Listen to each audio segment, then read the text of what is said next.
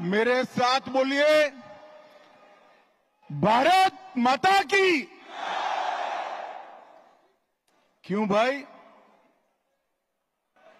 बंगाल के मंडल पदाधिकारियों की आवाज को क्या हो गया है? बंगाल में भाजपा सरकार बनानी है या नहीं बनानी है? घुसपैठ रोकनी है या नहीं रोकनी है? भ्रष्टाचार समाप्त करना है या नहीं करना है? हिंदुओं का पलायन रोकना है या नहीं रोकना है? तो ऐसी आवाज नहीं चलेगी। मेरे साथ दोनों हाथ उठाइए, दोनों हाथ उठाइए। विजय के संकल्प की मुट्ठी भींचिए और प्रचंड आवाज से बोलिए, भारत माता की, भारत माता की। जय श्री राम, जय जय श्री राम। मंच पर उपस्थित पश्चिम बंगाल भारतीय जनता पार्टी के सम्माननीय अध्यक्ष श्रीमान सुकांतो मजमूदार जी, मेरे मित्र और बंगाल विधानसभा में जिनके खड़े होते ही दीदी को डर लगता है, ऐसे हमारे विपक्ष के नेता शुभेंदु अधिकारी जी, हमारे राष्ट्रीय महासचिव श्री सुनील बंसल जी, हमारे प्रभारी मंगल पांडे जी, सह प्रभारी अमित मालविया जी, बैठे हुए सारे मंत्रीगण, विधायकगण, सांसदगण और बंगाल के कोने कोने से आए हुए मेरे प्यारे कार्यकर्ता भाइयों बहनों, आप सभी को मेरा नमस्कार, प्रणाम। सबसे पहले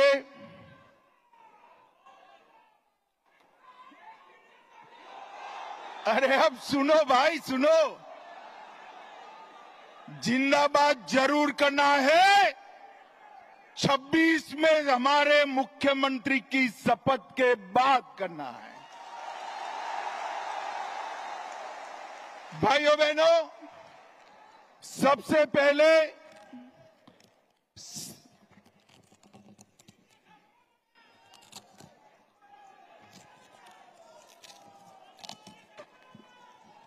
थोड़ा दूर है।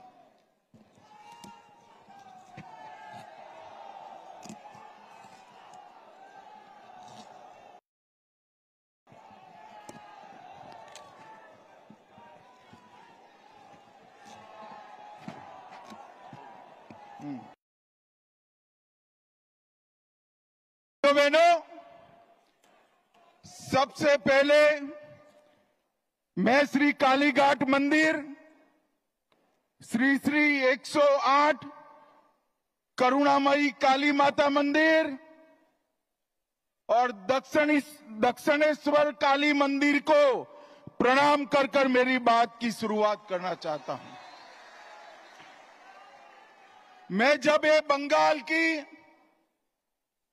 वीर भूमि पर, संस्कार भूमि पर आया हूं, तब कवि गुरु टैगोर जी, स्वामी विवेकानंद जी, रामकृष्ण परमहंस जी, नेताजी सुभाष चंद्र बोस और हमारी पार्टी के स्थापक स्वर्गीय श्यामा प्रसाद मुखर्जी को प्रणाम कर कर मेरी बात की शुरुआत करता हूं। वंदे मातरम के रचयिता महान बंकिम चंद्र चट्टोपाध्याय की ये भूमि, जिस भूमि ने सालों तक पूरे भारत का मार्गदर्शन करने का काम किया। चाहे ज्ञान हो, विज्ञान हो, धर्म हो, स्वतंत्रता संग्राम हो, हर क्षेत्र में सालों तक बंगाल ने भारत का नेतृत्व करा। और वही बंगाल में कई सालों तक कम्युनिस्टों का शासन रहा।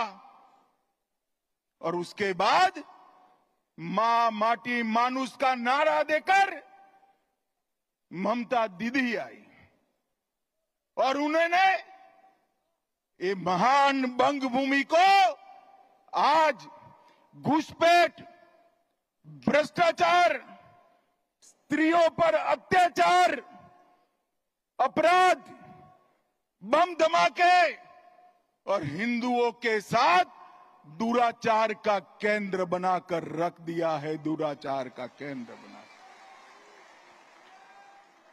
भाइयों बहनों, यही बंगाल में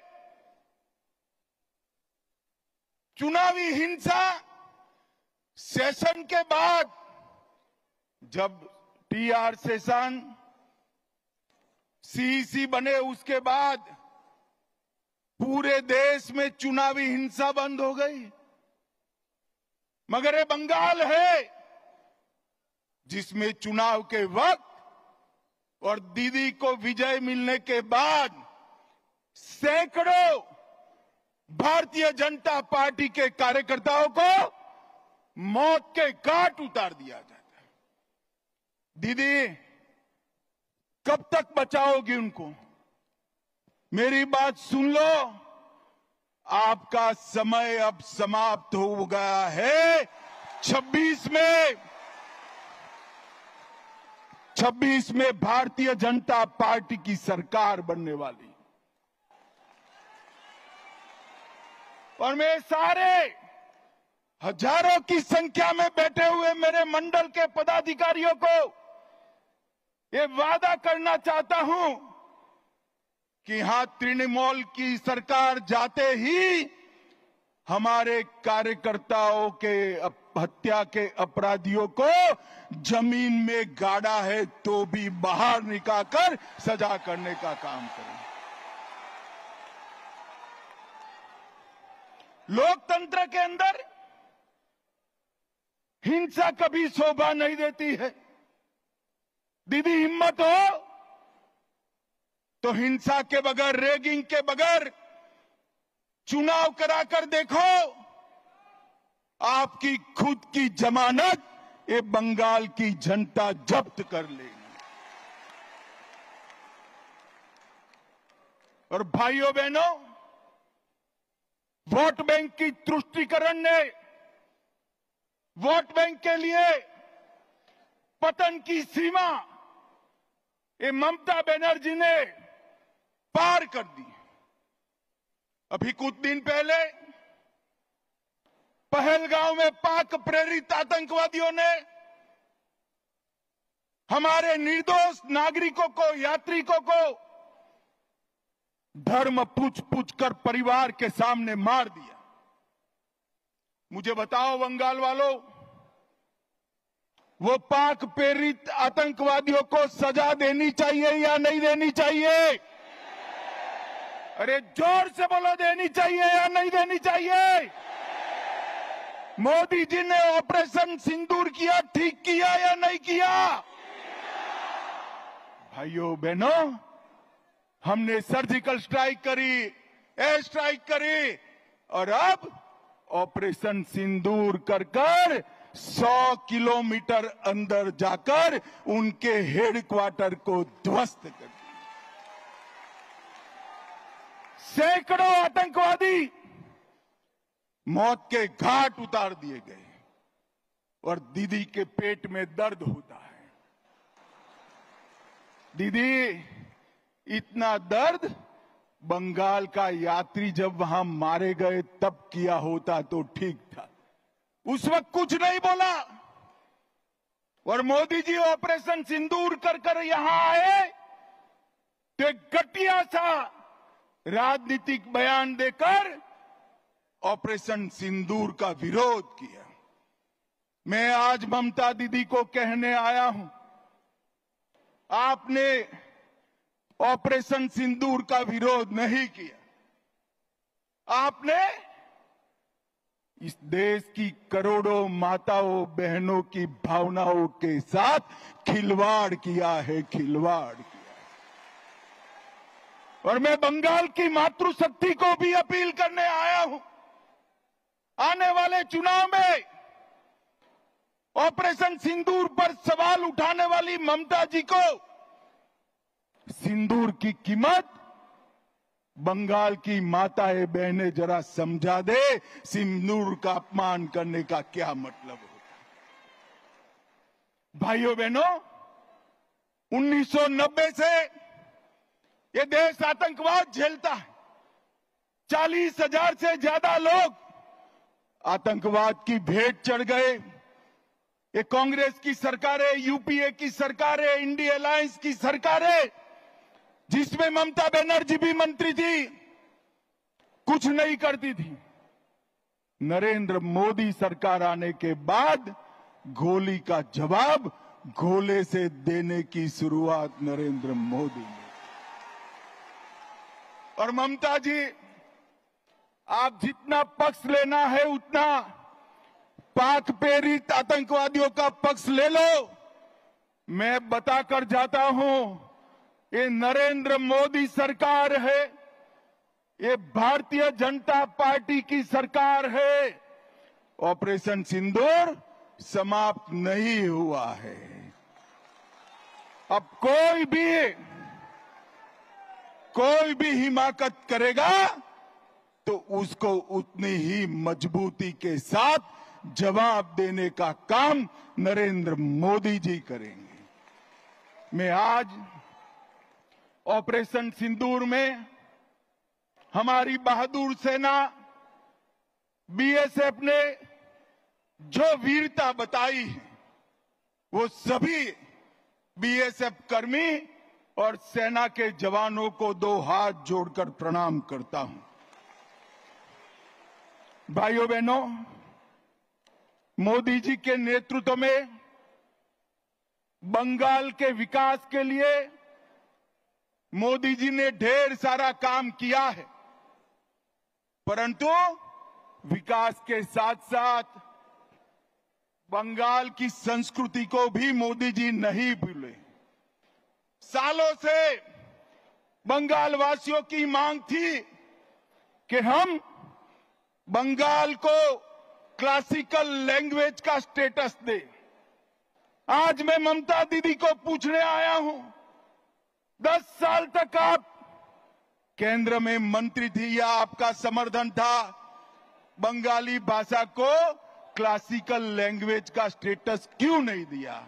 और भाइयों बहनों, हमारे मोदी जी ने बंगाली भाषा को क्लासिकल लैंग्वेज का स्टेटस देने का काम कर दिया। और ये ममता जी है जिनको इसके लिए धन्यवाद करने का भी शिष्टाचार नहीं आता।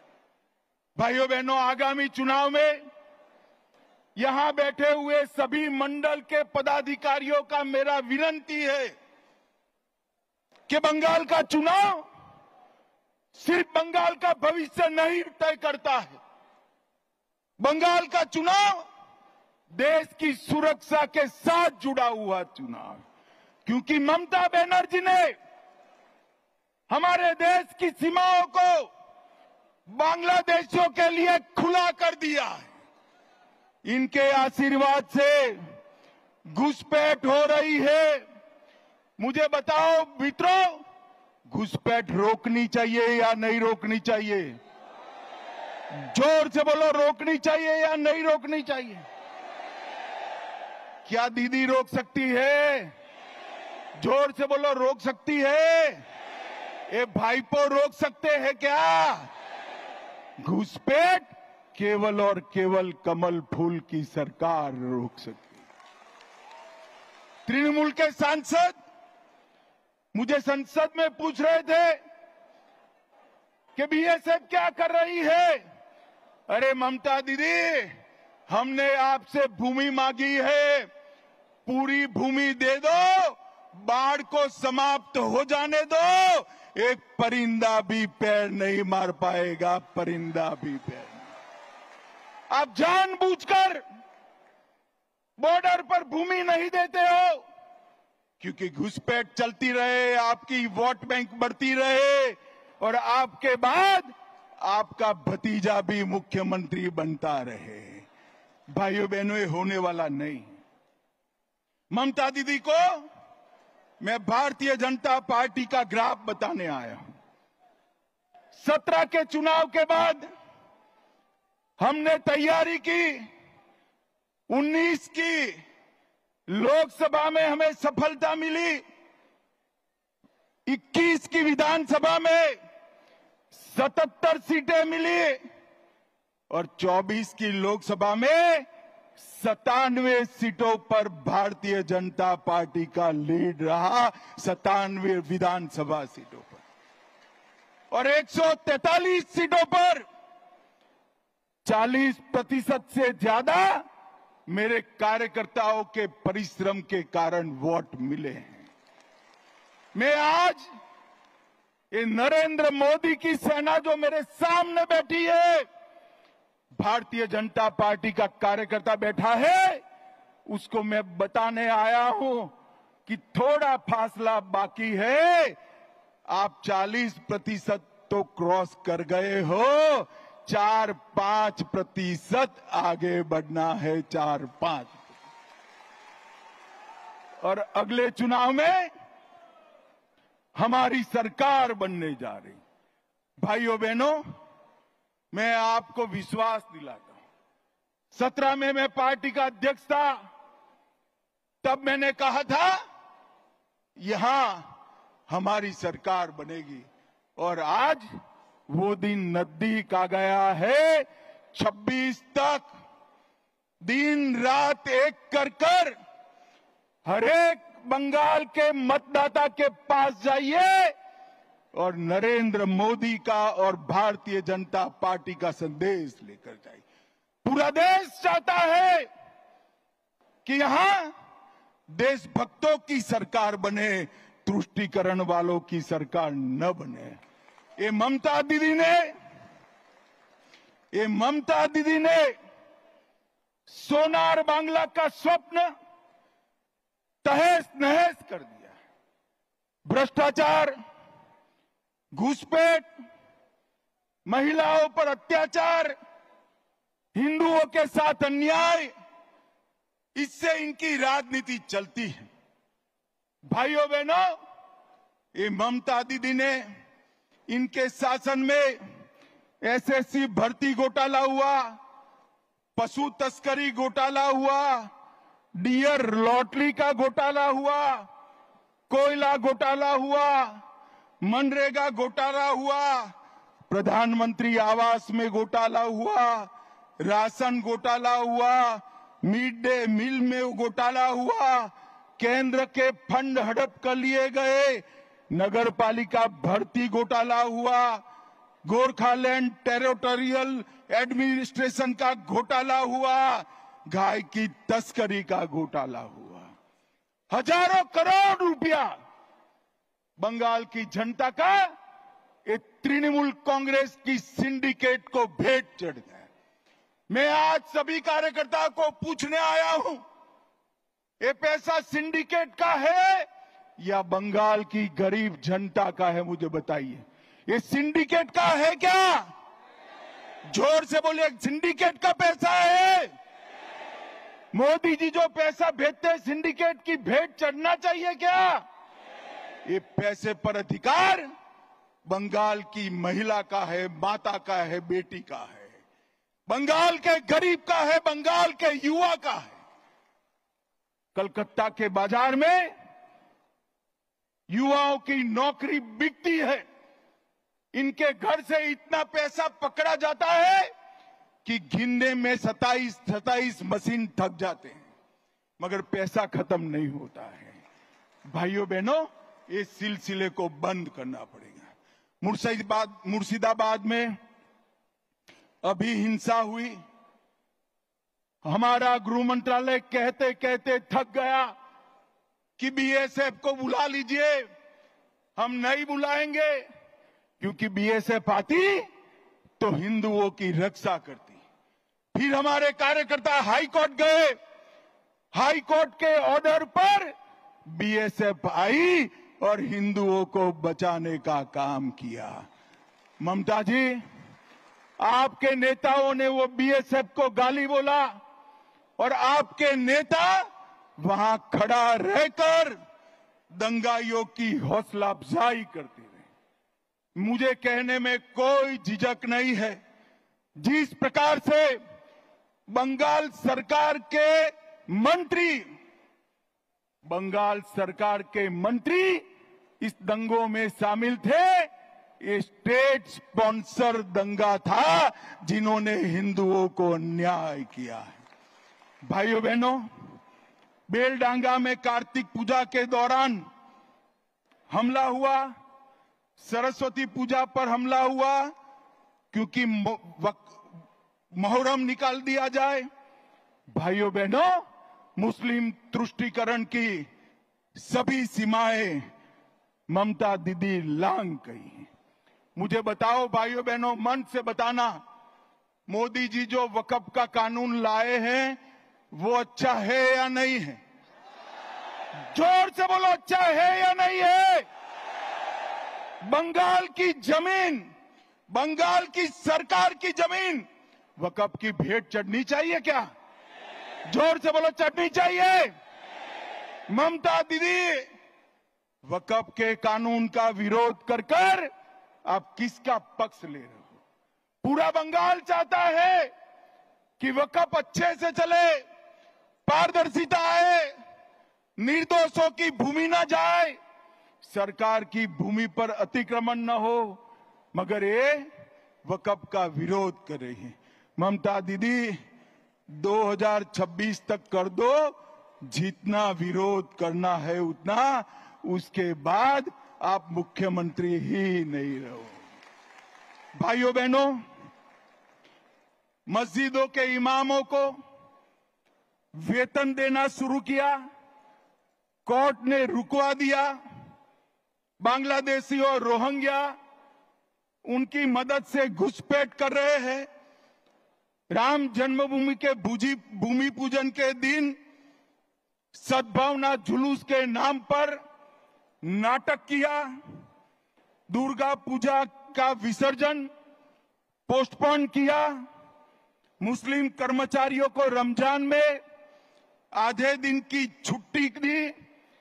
केरला स्टोरी पर प्रतिबंध लगाया और हाजी नूरुल इस्लाम को टीएमसी का टिकट दिया। और अंत में सबसे बड़ी बात, मुस्लिम वोट बैंक को खुश करने के लिए ममता दीदी, आपने ऑपरेशन सिंदूर का भी विरोध किया, विरोध की। कार्यकर्ता भाइयों बहनों, मुझे बताइए, ये तुष्टीकरण बंगाल में चलने देना है क्या? जोर से बोलो, चलने देना है क्या?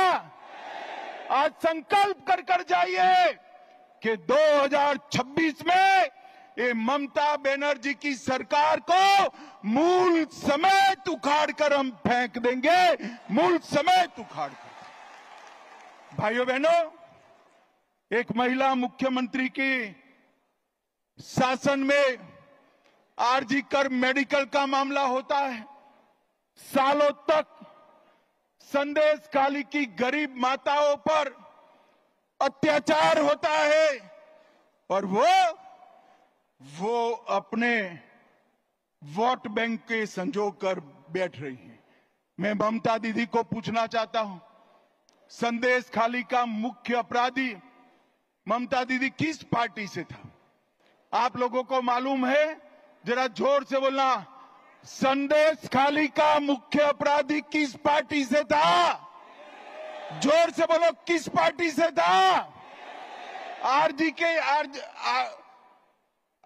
कार के अपराधी किस पार्टी से जुड़े हुए हैं?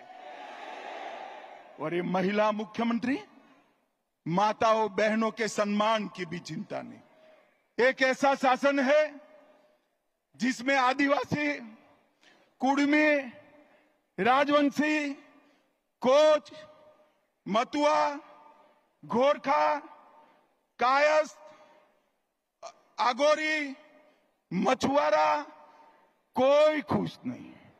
नमो शूद्र भी खुश नहीं है।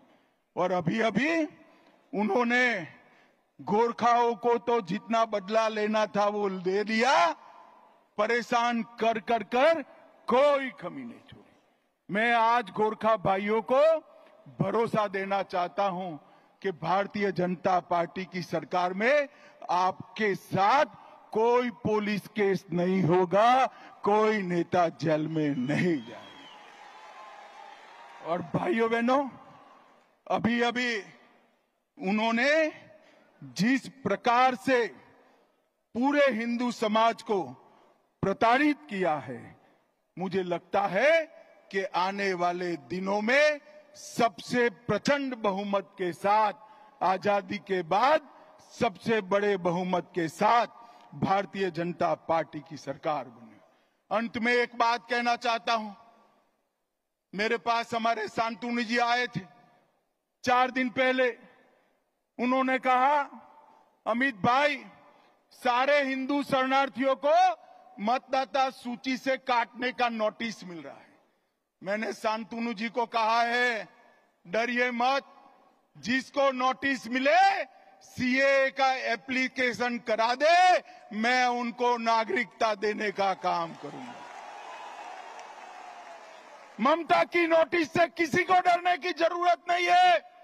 मोदी जी ने सीए का कानून इसलिए लाया है कि हमारे शरणार्थी भाइयों को मताधिकार मिले, अधिकार मिले। और ऑपरेशन सिंदूर में हमारी बहन के पति को मौत के घाट उतार दिया, उसको 2 दिन में हमने नागरिकता देने का काम भी समाप्त कर दिया। भाइयों बहनों, अंत में मैं ममता जी को एक सवाल करना चाहता हूं। ममता जी 10 साल तक आप केंद्र में सत्ता पर रही, 15 साल से मुख्यमंत्री है, यूपीए के साथ बैठी है, इंडिया अलायंस का हिस्सा हो। 10 साल सोनिया मनमोहन की सरकार में आपने बंगाल को क्या दिया? भाइयों बहनों, 10 साल में उन्होंने 2,09,000 करोड़ रुपया दिया था। कितना दिया था? जोर से बोलो। और मोदी जी ने 10 साल में 2,09,000 की जगह 8,27,000 करोड़ रुपया दिया है। और ममता दीदी, छोटे से छोटे काम का मेरे पास सूची है। आज बंगाल भारतीय जनता पार्टी ये सूची रिलीज करेगी 8,27,000 करोड़ के कामों की। मैं आपको पूछना चाहता हूं, आपके गांव में पैसा पहुंचा है क्या? अरे जोर से बोलो, पहुंचा है भाई? कहां गया? कहां गया? ये पैसा टीएमसी की सिंडिकेट की भेंट चढ़ गया है। मोदी जी 50 लाख करोड़ भेजे तो भी नहीं पहुंचना है। आपको बंगाल की जनता को मोदी जी का पैसा अगर प्राप्त करना है तो कमल फूल की सरकार लानी पड़ेगी, कमल फूल की सरकार। और इसलिए अंत में मैं पूरे बंगाल की जनता को, सभी को 2 हाथ जोड़कर विनती करने आया हूं। देश की सुरक्षा के लिए, घुसपैठ रोकने के लिए, भ्रष्टाचार को हटाने के लिए, माताओं बहनों को सुरक्षित करने के लिए और हिंदुओं को निर्भय करने के लिए यहां कमल के निशान को मौका दो। हमारे मोदी जी को एक मौका दीजिए, एक मौका दीजिए। मुझे बताओ सभी कार्यकर्ताओं, आज से 26 के चुनाव के काउंटिंग तक दिन रात अहर्निश हम काम में लगेंगे क्या? अरे जोर से बोलो, पक्का लगेंगे? हम एकमुश्त एकजुट होकर ममता की सरकार को उखाड़ फेंकेंगे। तो मेरे साथ दोनों हाथ उठाइए, उठाइए दोनों हाथ, विजय के संकल्प की मुट्ठी भींचकर राम का जयकारा लगाइए, जोर से बोलिएगा, जय श्री राम, जय जय श्री राम, वंदे वंदे वंदे। आप सभी को नमस्कार, प्रणाम, धन्यवाद।